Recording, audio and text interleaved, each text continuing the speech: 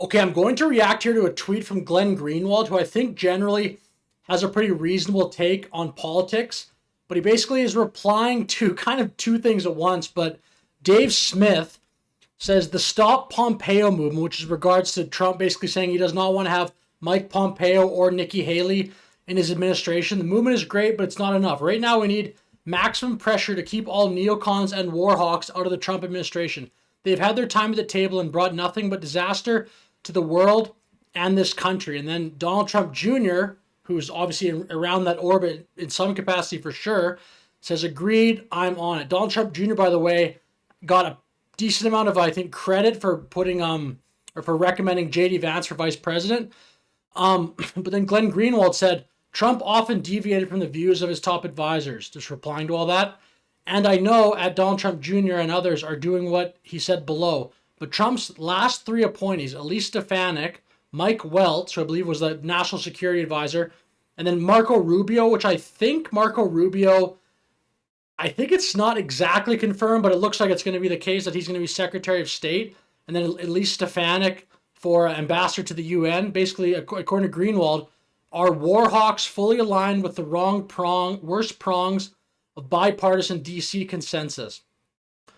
And then he says further here, Trump's foreign policy potential lies in his unpredictability and instincts. There was none of that with Dems Kamala. Trump's unique potential is as a circuit breaker, blah, blah, blah. It's still nothing encouraging about these three, but we will see. And I guess my point, and to be totally honest, I don't follow foreign policy nearly as much as probably any of these guys. Certainly that would be the case. It's really not a massive interest of mine, but just logically, does Donald Trump not need some people in his administration who are quote unquote neocons, or maybe they don't have that label on them, but if everybody that he staffs in his administration, all his advisors, all his appointments, they're all like publicly totally against any form of war, totally against any sort of intervention. They all sort of have basically like a similar foreign policy idea of Dave Smith here, and maybe Glenn Greenwald, of just being like, let's stay out of it. Let's not be the world's police, which, by the way, I'm on the side of that as well, for sure.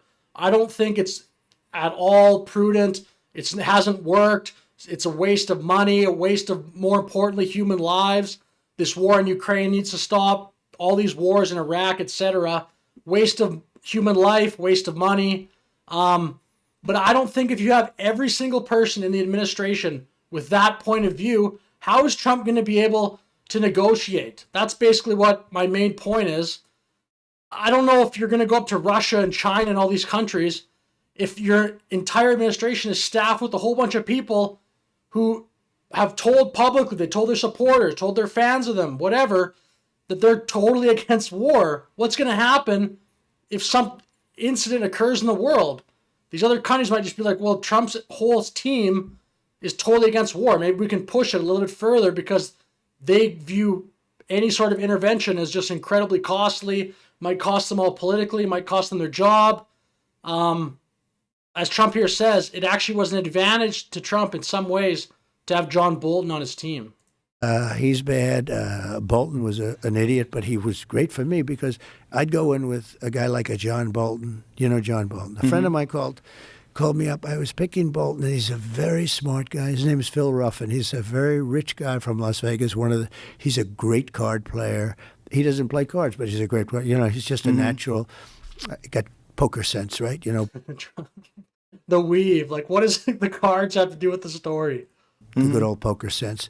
And Phil Ruffin is a very, very wise kind of a guy, and one of the richest people around, and has had great success and understands people. So it was in that I was picking Bolton, or I picked Bolton. He called up. He said, "Don't pick him. Why? He's a bad guy." Now he wasn't in politics at all. He's in various businesses.